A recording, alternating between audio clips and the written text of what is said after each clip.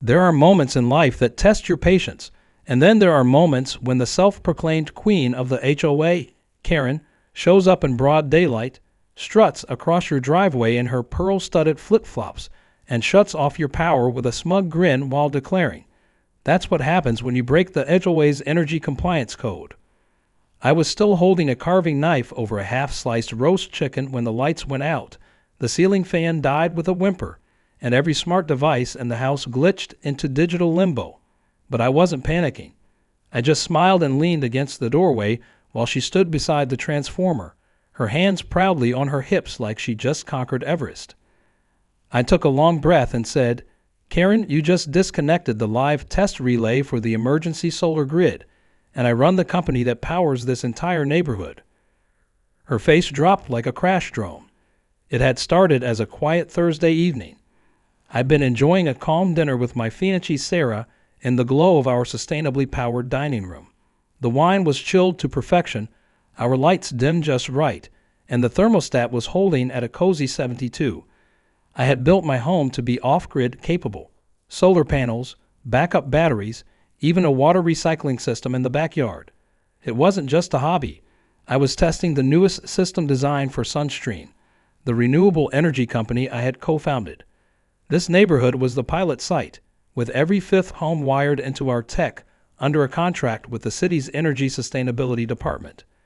But despite the permits, the clean installation, and city support, there was one constant thorn in the photovoltaic garden: Karen from the HOA. Karen believed herself to be the moral compass of our gated community, wielding the HOA rule book like a sacred text. She handed out fines like Halloween candy. She once wrote up a neighbor for hanging wind chimes too close to a common wall. For months, she had been fixated on my solar panels. "They don't match the aesthetic," she barked in one meeting. "They're too shiny." I had shown her the permits, the HOA waiver signed by the previous president, and even offered to host an informational session about solar safety. Her response was a letter demanding a $10,000 retroactive fine for unauthorized energy harvesting. I ignored it. I wasn't about to pay a fake fee to someone who thought daylight should be taxed. But this was new. Cutting my power, physically cutting it, was beyond outrageous. It was dangerous. I stood beside the open breaker box outside and looked at what she had done. She'd bypassed the HOA electrician entirely. There were bolt cutters on the ground. The lock to the relay panel was dangling in pieces, and the wire had been pulled out with zero regard for safety. Sarah appeared behind me, holding her phone up. "You getting this?" she whispered. The camera was recording Karen, oblivious to the fact that we had her on video mid-vandalism, was still ranting about my alleged energy crimes. "This house has been bleeding energy back into the grid. It's illegal redistribution," she snapped. That's when our neighbor Marcus walked up, rubbing his eyes like he hadn't had coffee in a week. "Karen, my baby monitor just went out. So did my fridge.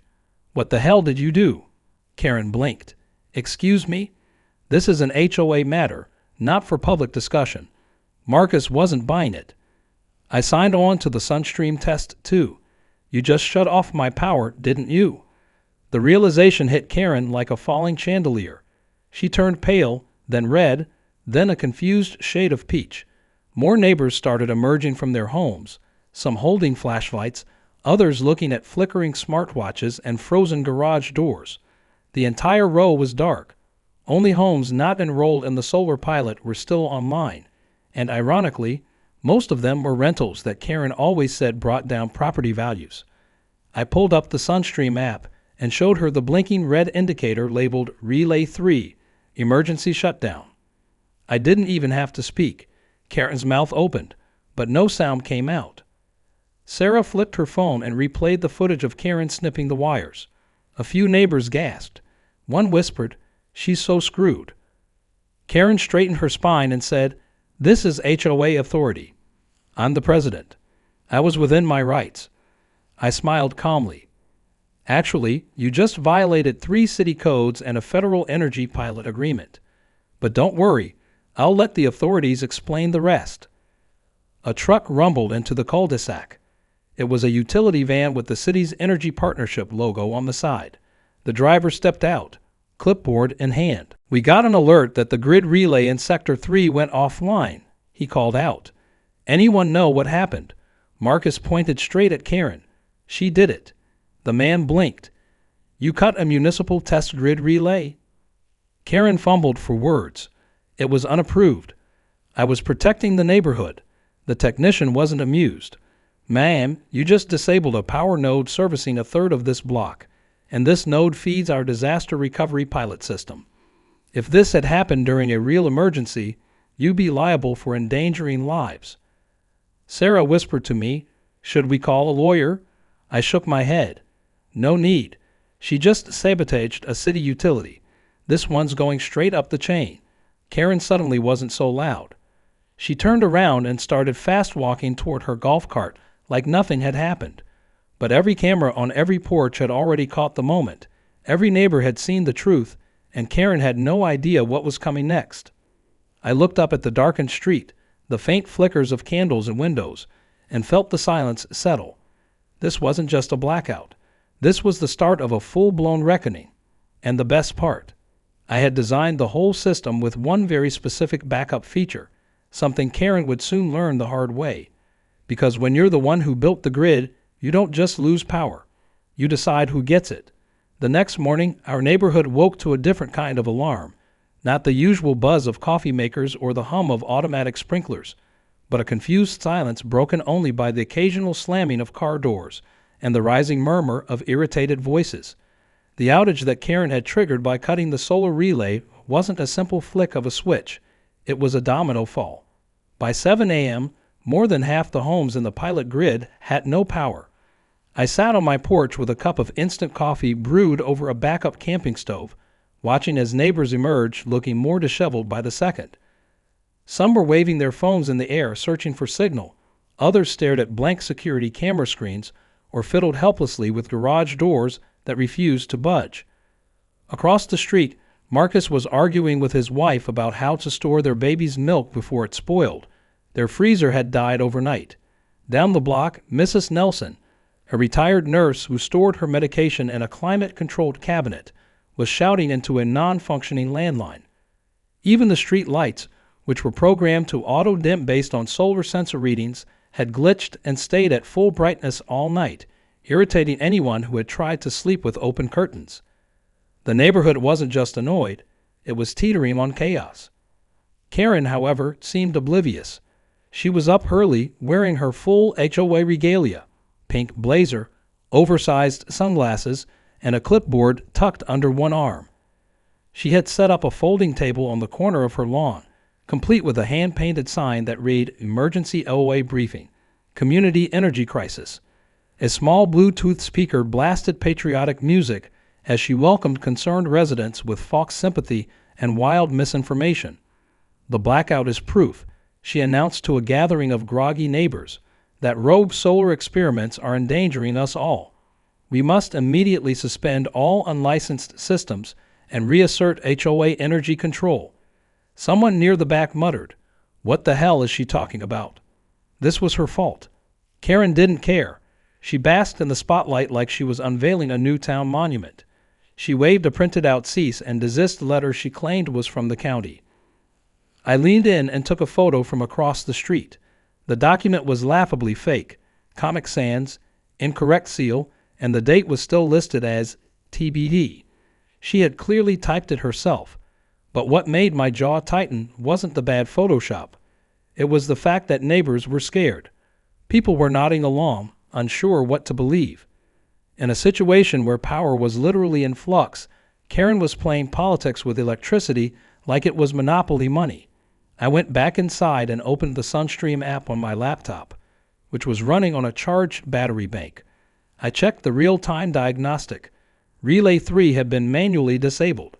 The logs clearly showed a hardware disconnection. I sent the data to our city contact and flagged it urgent. 10 minutes later, my phone buzzed. It was Trevor from the city's energy department. His voice was tight. "We just got the report. What happened over there?" I explained everything. Karen, the bolt cutters, the propaganda meeting on her lawn. Silence. Then Trevor said, "Okay, That relay doesn't just feed your street. It's tied into a rolling test pattern for our rapid recovery grid. This could affect thousands if we don't stabilize it soon. He wasn't exaggerating. The SunStream pilot project wasn't just about individual homes. We were simulating how solar could be dynamically redistributed in the event of emergencies, storms, heat waves, wildfires. Karen hadn't just pulled the plug on a few homes. She had interrupted a municipal-level simulation scheduled to report to the State Energy Board next week. And worse, the outage had now jumped sectors, likely due to cascading power dips in neighboring relays. By 9:30 a.m., city engineers had arrived, this time not in a quiet utility van. They brought 2 large trucks, a temporary command tent, and at least 6 technicians in bright yellow vests, marked Municipal Energy Division. They began inspecting the node Karen had destroyed, setting up barriers, warning tape, and placing a sign in the grass that read, "Do not interfere, illegal zone." I smiled as Karen's folding table was swiftly relocated to the far edge of her lawn by a very polite but firm city officer. She protested, but her voice cracked. The crowd that had earlier gathered around her began to disperse, many shaking their heads. An hour later, a makeshift meeting was held in the driveway of one of the unaffected homes. The HOA board, which had been unusually silent until now, finally showed up. Karen, visibly rattled, tried to reassert herself by reading from a folder labeled Emergency Bylaws. But no one was listening. The board vice president, a mild-mannered dentist named James, cleared his throat and looked at me. "Can you explain to everyone exactly what Karen shut off?" he asked. I stepped forward and kept my voice even. She severed a direct feed relay for the SunStream system. That relay supports smart load balancing and emergency redistribution during blackouts. It also logs critical citywide data for resilience testing. Last night, she didn't just cut power to a few homes. She endangered the integrity of a program meant to keep the entire district online during a crisis. Someone from the crowd asked, "Can it be fixed?" I nodded. Yes, but it's not just plugging it back in. It has to be validated, recalibrated, and tested again by the engineers, which takes time. And we're losing that data window by the hour. Karen blurted, "You never had authorization to install that system in the first place." I held up my phone and scrolled to a digital copy of the signed city permit with her name listed among the approving signatures from when she was a board member 3 years ago. "Actually, you did.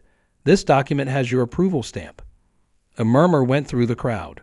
Even the HOA board looked stunned.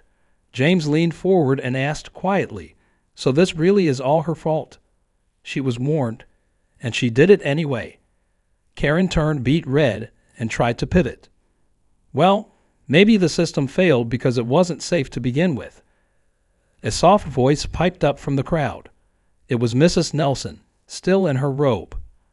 "Karen, if you hadn't touched it, my insulin would still be cold." Silence fell. Karen looked like she wanted the earth to open and swallow her, but it didn't. She just stood there, shrinking in place as the realization settled over everyone that her power play had backfired spectacularly. The engineers continued working, the HOA board retreated to their cars, and I walked back to my porch, sipping the last of my lukewarm coffee. The storm wasn't over yet, but the skies were clearing, and I knew exactly what came next. Karen had poked the grid. Now it was time for the grid to respond. By midday, the neighborhood had taken on a strange silence. Not the peaceful kind, but the tense, watching kind. Power was still out in several homes, and the cul-de-sac was filled with engineers weaving orange extension cables around cones, inspecting power nodes, and comparing tablet readings. Meanwhile, Karen had retreated into her house, blinds drawn, like she was under siege. But she wasn't hiding out of fear. She was plotting. That much I could tell just by the way she peeked through the window whenever someone walked past her lawn. I knew Karen well enough to understand she wouldn't go down without a dramatic flail. The only problem for her was that I had already planned for this kind of meddling. When we designed the SunStream system, we had to account for both technical risks and human ones. People unplugging equipment, tampering with fuses, or trying to correct systems they didn't understand. So I had set up an off-site backup node that mirrored Relay 3's operations in real time. Not only did it have a physical redundancy system, but it was also wired with a camera feed, data logs, and tamper alerts. The moment Karen yanked the wires from the main node, that backup had flagged the event and triggered a data vault that stored all inputs for forensic review. It wasn't just a failsafe. It was proof. Digital, visual, and irrefutable. I forwarded the complete log package to Trevor from the city's energy department and copied it to the HOA board's legal counsel, the city compliance officer, and just for good measure, the local news tip line. I didn't expect them to run the story right away, but I knew they would dig into it once they smelled the HOA scandal, especially with a nickname like Solar Sabotage Karen attached. It wasn't petty. It was public interest. People had the right to know how close their community came to being in real danger because one person decided she knew better. Around 2:00 p.m., the HOA vice president, James, knocked on my door. He looked sheepish and frustrated. "Hey, do you mind if I see that footage again?" I invited him inside and replayed the video Sarah had captured, Karen clearly cutting the wires, declaring herself the energy ethics officer, and ranting about rogue solar redistribution, like she was dismantling a Cold War spy ring. James let out a slow exhale. That's not great. Look, we're probably going to have to do a special session vote. If we don't, the city's going to do it for us. Sarah walked in just in time to hear that. "About time," she said, tossing a folder on the table. "This is a printout of every complaint Karen filed against us in the past 6 months. 14 of them were about the solar panels. 6 of those contradict each other." James flipped through the stack, his face sagging more with each page. "Honestly, I think she's been holding a grudge ever since she lost the Lawn of the Month vote to you." "She doesn't even mow her lawn," Sarah snapped. James looked up, dead serious. "She bought a robotic mower and named it Sir Grassed a Lot. She threatened to sue us when it got stuck in her flower bed." I couldn't help laughing, but the humor faded quickly. This wasn't just HOA drama anymore. It was legal territory. We crossed into real liability when Karen cut live infrastructure. I pulled up the footage from the night before, the one from the surveillance cam on the backup node. Karen, dressed in black, slipping through my side gate at midnight, flashlight in hand. The camera caught her inspecting the inverter cabinet before jerking on the main wire and triggering a spark. She jumped back, screamed something profane, and stumbled into the bushes before scrambling away. James stared at the screen. "Wait," she came back again. "After everything yesterday?" I nodded. Twice, actually. "We have a motion alert log from 1:17 a.m. She didn't touch anything that time, just stood and stared at the unit for about 5 minutes, mumbling. "Okay, she's lost it," James said flatly. "She needs to be removed." "That's your call," I said, "but you should probably act quickly. Once the city files their incident report, this whole thing's going to escalate, and the HOA might not just be dealing with angry residents. You could be liable for enabling her." James left looking 10 years older than when he arrived. Sarah and I sat quietly for a moment. Then she asked, "Do you think she's going to try again?" "Not tonight," I said. "Not after what happens next." An hour later, the engineers successfully reestablished power through the backup node, restoring electricity to most homes within the pilot system. The residents began emerging again, relieved but still cautious. I sent out a short message via the Sunstream network dashboard, letting everyone know the issue was being resolved and that an update would follow from the city. By evening, responses flooded in: gratitude, confusion, a few angry notes blaming Karen directly. One reply, though, caught my eye. It was from a board member named Lisa. "We're scheduling a vote for emergency removal. Thank you for the documentation. Please stay available for a statement if needed. Karen didn't attend the next HOA meeting, but her shadow loomed large." As a compromise, they moved the session outdoors to the community park so more neighbors could participate. A folding table, microphone, and a portable projector displayed snippets of footage. People gasped, murmured, and some straight up laughed when Karen's voice rang out through the speakers declaring herself supreme enforcer of energy law. The board reviewed the evidence, then opened the floor to commentary. That's when it got ugly. Marcus took the mick. My daughter's baby formula spoiled. We had to rush to the next town over to buy more before her next feeding. That's not an inconvenience. That's dangerous. Mrs. Nelson, with her walker, said, my insulin almost cooked in my fridge. I'm 73. This isn't a game. Even James, speaking as VP, said, it's not about panels. It's about someone thinking they're above the law, above safety, and above basic decency. At the end of the session, the vote was taken. It wasn't even close. Karen was stripped of her title as HOA president, prohibited from making or enforcing any community decisions, and banned from approaching any neighborhood infrastructure under threat of a formal restraining order. Word was that she watched the entire meeting from her upstairs window. But that wasn't the end. Late that evening, just as the street lights finally flickered back to normal, a spark shot out from behind Karen's garage. I heard the bang from my front yard. Sarah and I ran toward the source just in time to see smoke curling from the back corner of her house. Her personal generator, the one she'd bought as a statement against solar dependency, had overloaded. Turns out, she tried to wire it into her main breaker without knowing how grounding worked. The fire department arrived within minutes, alerted, ironically, by the very same solar-powered emergency node she had sabotaged. I watched as they hosed down the blackened edge of her garage, listened to her yelling about faulty products and municipal conspiracies, and realized something. Karen had just lost more than control. She had lost the plot. The next morning dawned quiet, with an eerie sort of calm hanging over the neighborhood like fog before a storm. You could feel it in the air, the kind of silence that doesn't bring peace but anticipation. Everyone was watching Karen's house, watching the HOA board, watching me. The community had been turned upside down in the span of 48 hours, and though power had been restored and the engineers were packing up their temporary operations tent, no one believed for a second that the drama was over, especially not me, because I knew Karen, and I knew she would never simply accept defeat, not without a last spectacular act of delusion. It came just after noon, when a handful of residents gathered on the grassy park strip at the center of the cul-de-sac.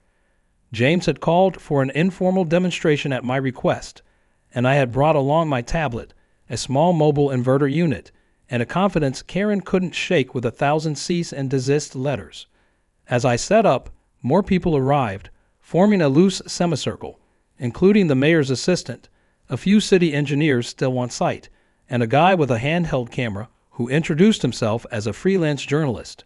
The HOA board was present too, minus Karen. Let me show you something, I said once the crowd had settled. I tapped a few buttons on the tablet, and the small inverter sparked to life. Behind me, a makeshift light post flickered on, powered entirely by the rig I'd set up. This neighborhood is part of a scalable solar grid. With a flick of a switch, I can isolate houses, redirect power, and even keep emergency services online independently of the main grid.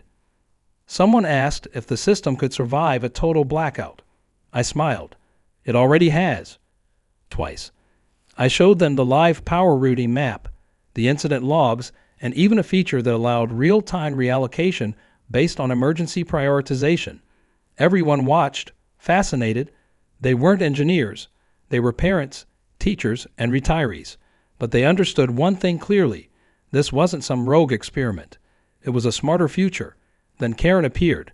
She came marching down the sidewalk with a megaphone in one hand and a roll of laminated documents in the other.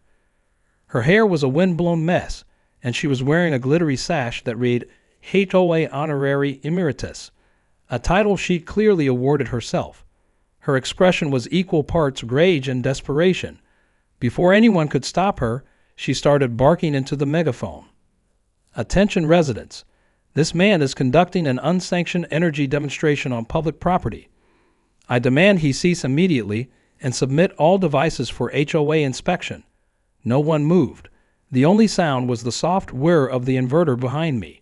Karen, James said, stepping forward, "You were removed from the board." She ignored him. "This is a hostile energy takeover. This is a cult.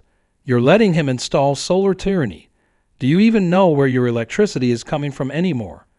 I turned the inverter off just to give everyone a moment of silence. Then I stepped up to Karen with the calmest voice I could manage.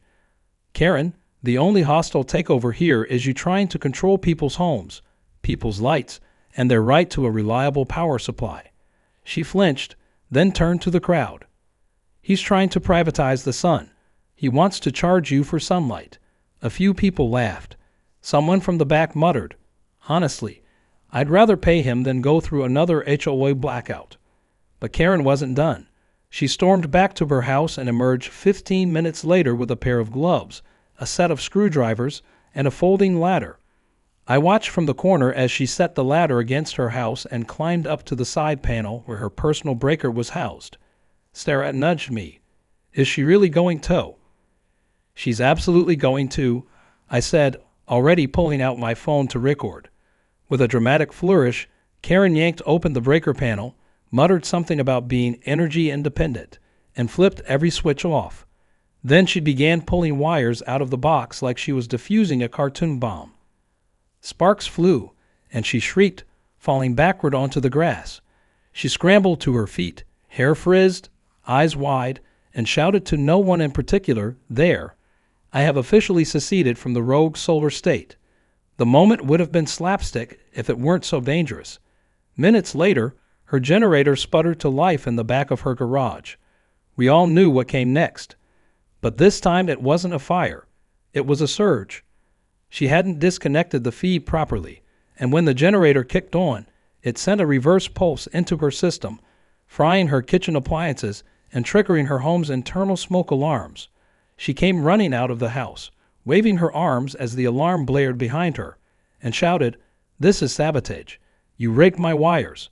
The fire department returned. Same truck, same crew, same tired expressions. They walked up to me first and asked, "Same address?" I nodded. "Same homeowner?" I nodded again. "Same problem?" "Worse," I said. "Now she thinks she's energy sovereign." As they checked her house and disabled the generator, Karen sat on her lawn chair, holding her honorary sash and muttering about conspiracies. One of the firefighters whispered to the other, "That's the third visit this week. Does she get a punch card?" I stood next to the mayor's assistant, who had witnessed the entire thing. She turned to me and said, "We'd like to talk about expanding the solar pilot officially and maybe putting safeguards in place to prevent HOA interference." "That," I said, "is the best news I've heard all week." Later that evening, as the sun dipped low and the inverter lights cast golden beams across the grass, I walked over to Karen's place. I didn't knock. I just left a small solar-powered garden light on her porch, shaped like a sun, with a little tag that read, "Let there be light," the legal kind. Sarah and I walked home hand in hand. The neighborhood was lit again, not just by electricity, but by clarity. People had seen the truth with their own eyes. They had seen the greed, the overreach, the sheer ridiculousness of someone who believed control was more important than community, and they had chosen common sense. Karen had finally been unplugged, for real this time. The following week brought a kind of peace that hadn't existed in our neighborhood for years. It was subtle at first, garage doors opening without issue, porch lights glowing in synchronized amber warmth, kids on electric scooters zipping across sidewalks without their batteries dying mid-ride. The Sunstream system had been fully restored and recalibrated, this time with full municipal oversight and a clear clause written into the HOA bylaws. No member, not even a president, could interfere with community infrastructure without city approval. That line had Karen's fingerprints all over it, and everyone knew it. What they didn't know, not yet, at least, was just how far the fallout from her little power play would reach. The city's final report arrived with the quiet gravity of a courtroom verdict. They concluded that Karen's interference had disrupted a critical pilot project, caused measurable losses in collected data, compromised neighborhood safety, and exposed the city to potential liability. The phrase "reckless sabotage of a public energy initiative" was used not once but 3 times in the document. It was also noted that had the incident occurred during a fire or medical emergency, the result could have been catastrophic. That alone was enough to trigger a cascade of legal consequences. Karen was served papers within 48 hours. Civil negligence, code violation, unauthorized tampering with public utilities, and just for good measure, a cease and desist from the city attorney preventing her from setting foot within 30 feet of any relay, transformer, or solar unit tied to the grid. It wasn't jail time, but it was enough to strip her of every ounce of perceived power she'd ever clung to. No clipboard, no HOA meeting access, no votes, no voice. The HOA board, now under new leadership, wasted no time issuing a formal apology to the neighborhood for the incident. James, the newly elected president, came to my door personally with a handwritten statement of thanks and an offer to waive the next year of HOA dues for all residents involved in the Sunstream pilot. I told him I didn't care about the dues. What mattered was that people had learned something. That community wasn't built on control. It was built on trust. And Karen had detonated whatever trust she'd once had. What happened next was something out of a local legend. News of the incident had trickled its way into regional papers, then picked up traction online. The phrase HOA Karen cuts power, gets burned by solar genius, made its rounds in meme culture. A clip of Karen declaring, "He's privatizing the sun," became an instant classic. But it was a local news story that finally brought the icing on the cake. A crew arrived one morning and asked if they could interview me in front of the original relay Karen had cut. I agreed. They framed the segment as a community spotlight titled, "From Blackout to Breakthrough: The Solar Rebellion." Sarah and I watched it that night while sharing popcorn. My favorite moment was when they cut to Karen's house. Lights off, curtains shut, and a "for sale" sign jammed crookedly into the front yard. Apparently, Karen had decided to move. No announcement. No goodbye. Just a U-Haul and a trail of complaints about ungrateful neighbors and overreaching municipal thugs. No one threw a party, but I did notice more than one neighbor raising a silent glass from their porch as the truck pulled away. It was poetic. The queen of the HOA had abdicated under public scrutiny, and the kingdom had never looked brighter. I decided to do something symbolic, something permanent, in the spirit of closure. I designed a small sculpture, a sunburst made from copper solar strips mounted on a recycled steel pole, and planted it at the entrance to the neighborhood. Underneath it was a plaque with a motion sensor that lit up a message whenever someone walked by. Let there be light. Let there be reason. It was subtle, tasteful, and unmistakably aimed at Karen's legacy. The HOA approved it unanimously. But I wasn't done. The city, impressed by how the community had come together and how resilient the solar system had proven even under attack, offered Sunstream a contract extension to expand the test area into surrounding neighborhoods. They also granted us special designation as a certified municipal infrastructure partner, which meant we now had the legal protections and resources previously reserved for traditional utilities. I was invited to speak at a regional energy conference, where I presented a case study titled "The Human Variable: Designing Tech for the Inevitable Karen." It was a hit. Sarah and I were walking home from that conference one evening when we noticed something new. Our neighborhood was glowing, not just in a functional sense, but in a literal aesthetic way. People had embraced the solar tech. Homes now sported rooftop panel arrays in sleek designs, garden lights powered by mini cells, even mailbox sensors that ran on solar trickle charge. The place looked like a brochure for a smart village. The same street where Karen had once marched with her megaphone was now lined with clean energy and quiet confidence. Then one night, I got a call from James. "Hey," he said, "some of us are putting together a little gift for everything you did. Just a thank you. Mind coming down to the park tomorrow at noon?" I said sure, and when I showed up, they were all there. Neighbors, friends, city engineers, even a couple folks from the mayor's office. James stood up on a small platform and gave a short speech. Nothing flashy, just a heartfelt thank you and acknowledgement of how one person's stubbornness had sparked a wave of progress they hadn't even known they needed. Then he stepped aside and pulled a cloth off what looked like a wooden sign. It was bolted into the lawn, and burned into the grain were the words, "In brightness we trust," dedicated to the neighbor who gave us back the light. I didn't say anything, just nodded, throat tight, and looked around at the faces in the crowd. Faces that had once been skeptical, annoyed, even divided. Now they were just grateful.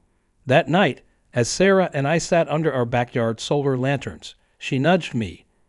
"You know, I almost miss Karen a little." I turned to her, surprised. "Seriously?" She grinned. "Just a tiny bit. After all, she gave you a story. And us. She gave us a neighborhood worth living in." I smiled back, raised a glass to the sky, and whispered to Karen, "Make her next HOA be far, far away from any breaker boxes." The lights flickered on cue, and they never flickered off.